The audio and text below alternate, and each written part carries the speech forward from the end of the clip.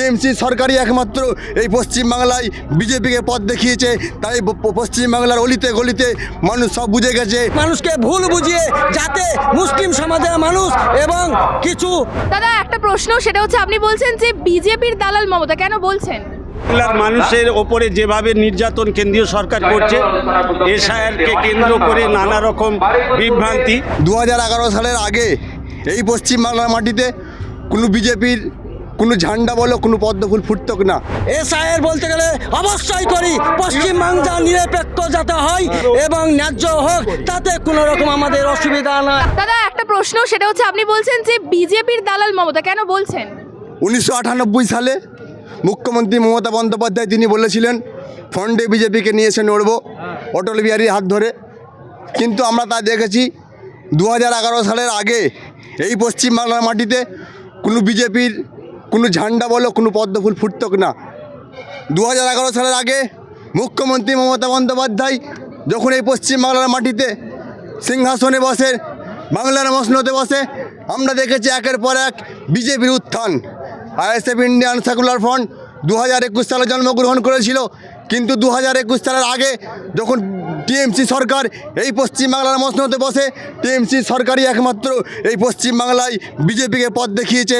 তাই পশ্চিমবাংলার অলিতে গলিতে মানুষ সব বুঝে গেছে টিএমসি হচ্ছে বিজেপির দালাল, বিজেপির দালাল হচ্ছে টিএমসি। এটাই হচ্ছে আইএসএফের মানে পশ্চিমবাংলার মানুষের কথা।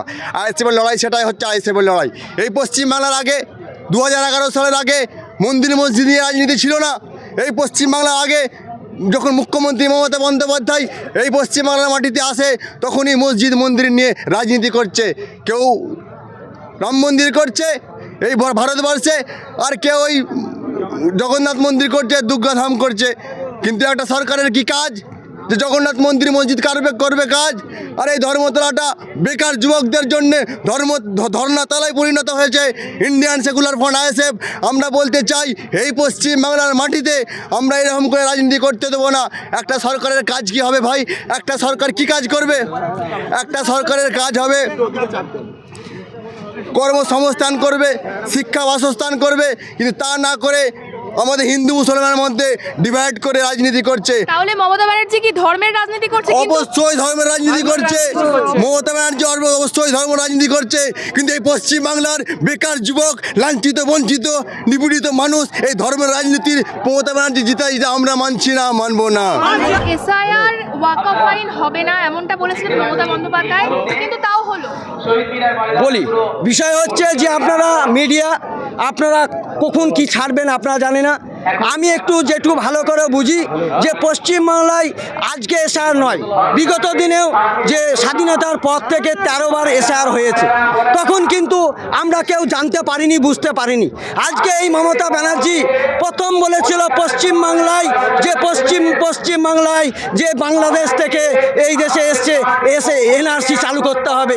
সেই বিজেপি গভর্নমেন্টের মুখে কাগজ ছুঁড়ে মেরেছিল 2002-03 সাল। তাহলে সেই সময়ে মুসলিম দিকের বুকা বানিয়ে ভোট নিয়েছিল। আর এখন মানুষ বুঝতে পেরেছে যে এসআর হবে তা হবে, বাংলাদেশের লোক যদি এখানে থাকার অধিকার নাই তো তারা থাকবেই বা কেন? যদি চুরি করে এসে থাকে, বিজেপি গভর্নমেন্ট জানে যে বর্ডার সিকিউরিটিগুলা কাদের নেতৃত্বে আছে, সে বিজেপি গভর্নমেন্টের নেতৃত্বে আছে। এবং বর্ডারে যারা তার খুলে যায় কারা? তারা হচ্ছে তৃণমূলের চোররা, নেতৃত্বরা। তারা পয়সার বিনিময়ে পশ্চিমবাংলায় এখানে বাস করছে। এসআর হলে যারা এই পশ্চিমবাংলার মানুষ কোনো ক্ষতি হবে না, কিন্তু মিথ্যা ভাঁওতা দিয়ে বলেছিল মমতা ব্যানার্জি এসআইআর সমর্থন করেন। এসআইআর বলতে গেলে অবশ্যই করি পশ্চিমবাংলা নিরপেক্ষ যাতে হয় এবং কাগজ কলম প্রত্যেকটি মানুষের আছে এবং ন্যায্য হোক, তাতে কোনো রকম আমাদের অসুবিধা না। তাহলে কি মমতা ব্যানার্জি এসআইআর নিয়ে বিভ্রান্তি ছড়াচ্ছে, বলছে যে নাম কেটে দেবে? 100% উনি মানুষকে ভুল বুঝিয়ে যাতে মুসলিম সমাজের মানুষ এবং কিছু শিডিউল টাইপ মানুষ যারা পড়ালেখা শিক্ষায় শিক্ষিত নয় তাদেরকে বিভ্রান্ত করে ভোট লিয়ার কায়দায় বলেছিল আমি দরকার হলে দিল্লি থেকে আন্দোলন করব। তাই পশ্চিমবাংলার কই মুখ্যমন্ত্রী দিল্লি থেকে আন্দোলন করলো না, অভিনয় করে বলেছিল এই দেখো আমি ফর্ম ফিল আপ করছি না গো, আমার বাড়িতে ভরা থাকলো যতক্ষণ পর্যন্ত ক্যান্সেল না হবে। কিন্তু উনি তো রক্ষা করতে পারলেন না।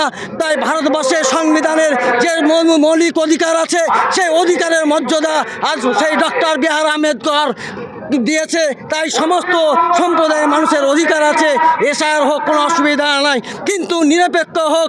মিথ্যা নাম, ভুল বিভ্রান্তি তৈরি করছে ইলেকশন নির্বাচন কমিশনার, ওনাকেও এই ময়দান থেকে সতর্ক করে দিতে চাই, আপনি নিরপেক্ষ দায়িত্ব পালন করুন, আপনি কোনো দলের হয়ে কথা বলবেন না, আপনি নিরপেক্ষ দায়িত্ব পালন করলে আমরা দেশের সাধারণ মানুষ আমরা আপনাকে আনন্দের সঙ্গে আপনারা শ্রদ্ধা সম্মান জানাবো। এই বলে আমি আমার সংক্ষিপ্ত বক্তব্য এখানে শেষ করলাম। আমি পূর্ব মেদিনীপুর কোলাঘাট।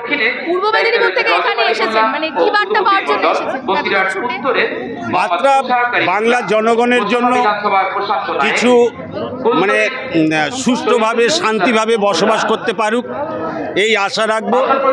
বাংলার মানুষের ওপরে যেভাবে নির্যাতন কেন্দ্রীয় সরকার করছে, এসআইআরকে কেন্দ্র করে নানা রকম বিভ্রান্তি, কেন্দ্র সরকার নিজেই নাম ভুল করছে, আবার ওরাই বলছে সংশোধন করুন, এইভাবে মানে লক্ষ লক্ষ মানুষকে মৃত বানিয়ে দিচ্ছে, হাজার হাজার মানুষকে মৃত বানিয়ে দিচ্ছে, নাম ভুল করে দিচ্ছে।